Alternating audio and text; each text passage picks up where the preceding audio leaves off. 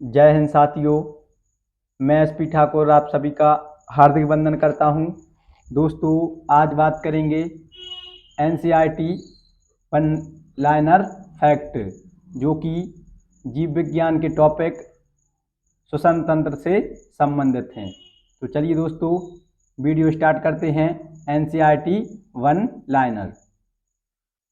मानव शरीर में श्वसन केंद्र कहाँ स्थित होता है? तो मानव शरीर में श्वसन केंद्र कहाँ स्थित होता है? मेडुला ऑब्लांगेटा तथा पोन्स में स्थित होता है। फेफड़ों के ऊपर का आवरण किसका बना होता है? जो फेफड़ों के ऊपर का आवरण होता है वह किसका बना होता है?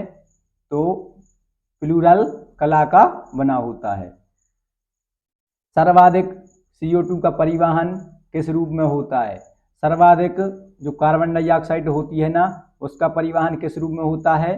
तो बाइकार्बोनेट के रूप में होता है। किस रूप में होता है? बाइकार्बोनेट के रूप में होता है। क्रेब्स चक्र में ग्लूकोज के एक अणु से कितने ATP अणुओं का निर्माण होता है? तो क्रेब्स चक्र में ग्लूकोज के एक अणु से कितने ATP अणुओं का निर्माण होता है? 24 ATP अणुओं का निर्माण होता है। ग्लाइकोलाइसिस चरण में कितने ATP अणुओं का शुद्ध लाभ होता है? 2 अणुओं का। श्वसन द्वारा उत्पन्न ऊर्जा का संचय किस रूप में होता है? श्वसन द्वारा उत्पन्न ऊर्जा का संचय किस रूप में होता है? ATP अणु के रूप में होता है। पहाड़ों पर रहने वालों में RBCS मतलब कि लाल रक्त कणिकाओं की संख्या अधिक होती है। क्यों होती है? क्योंकि पहाड़ पर वायु कम संघनित होती है। ग्लाइकोलिसिस क्रिया को ऑक्सी तथा अनाक्सी श्वसन का सामान्य चरण माना जाता है। ऑक्सी तथा अनाक्सी श्वसन का सामान्य चरण किसे माना जाता है? ग्लाइकोलिसिस क्रिया को माना जाता है। कार्बोहाइड्रेट तथा वसा उपापचय के प्रमुख अंतिम उत्पाद हैं। कार्बोहाइड्रेट तथा वसा उपापचय के अंतिम उत्पाद क्या हैं? CO2 एवं पाइरुविक अम्ल हैं। अवायवीय श्वसन में कौन सी प्रक्रिया होती है? ग्लाइकोलाइसिस की प्रक्रिया होती है।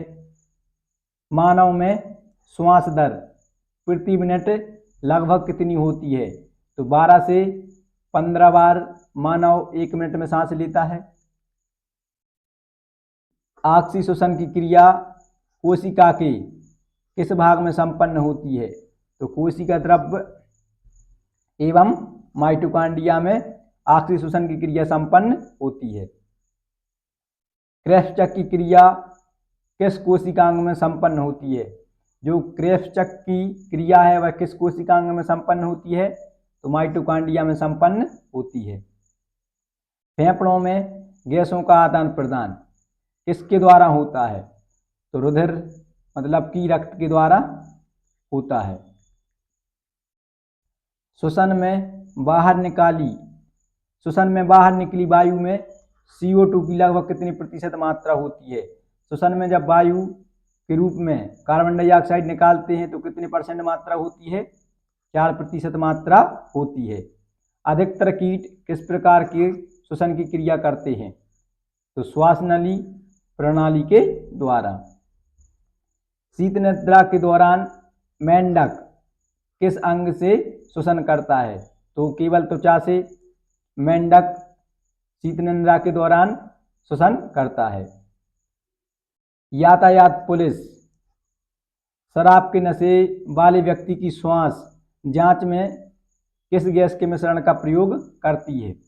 पोटेशियम डाइक्रोमेट सल्फ्यूरिक अम्ल का प्रयोग करती है।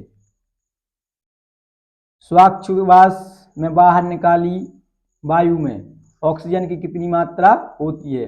जब श्वासोच्छ्वास में बाहर वायु निकलती है उसमें ऑक्सीजन की कितनी % मात्रा होती है? तो लगभग 17%।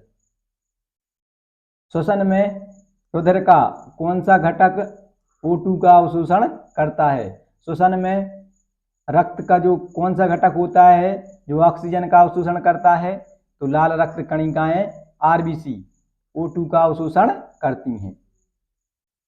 अवायवीय श्वसन में पेशी कोशिकाएं ग्लूकोज को किसमें परिवर्तित होकर ऊर्जा प्रदान करती हैं? तो लैक्टिक अम्ल में। भोजन निगलते समय श्वसन मार्ग किस अंग द्वारा बंद हो जाता है? तो एपीग्लास्टिक के द्वारा बंद हो जाता है। ग्लाइकोलिसिस में अंत में ग्लूकोज पाइरुविक अम्ल में परिवर्तित हो जाता है। जो ग्लाइकोलिसिस की प्रक्रिया होती है उसमें जो ग्लूकोज रहता है वह अंत में किस में परिवर्तित हो जाता है? पाइरुविक अम्ल में परिवर्तित हो जाता है। ग्लाइकोलिसिस के एंजाइम कहाँ पाए जाते हैं? ग्लाइकोलिसिस की प्रक्रिया में जो एंजाइम होते हैं वह कहाँ पर पाए जाते हैं? तो कोशिका द्रव्य में पाए जाते हैं। किस कारण से ऊतकों में हीमोग्लोबिन से ऑक्सीजन निकलकर ऊतक द्रव्य में जाती है? तो O2 की कमी और CO2 की अधिकता के कारण। फेफड़ों की कूपिकाओं में गैसीय विनिमय किस प्रकार से होता है? तो सक्रिय ट्रांसपोर्ट के द्वारा होता है, जिसको इंग्लिश में पॉन्स बोलते हैं। किण्वन अर्थात अनाक्षी श्वसन की खोज सर्वप्रथम किसने की थी? तो लुईस पास्चर ने की थी। कहाँ किसमें की थी? तो ईस्ट में की थी। फेफड़ों तक अशुद्ध रक्त किसके द्वारा पहुंचाया जाता है? तो फुफ्फुस धमनी के द्वारा पहुंचाया जाता है। फेफड़ों द्वारा शुद्ध किया गया रक्त बाह्य आलिंद में किसके द्वारा पहुंचाया जाता है? जो बाह्य आलिंद है वह किसका हिस्सा है?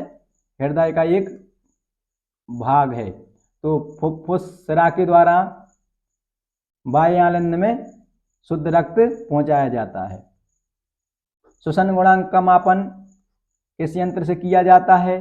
तो गैनांग श्वसन मापी के द्वारा किया जाता है।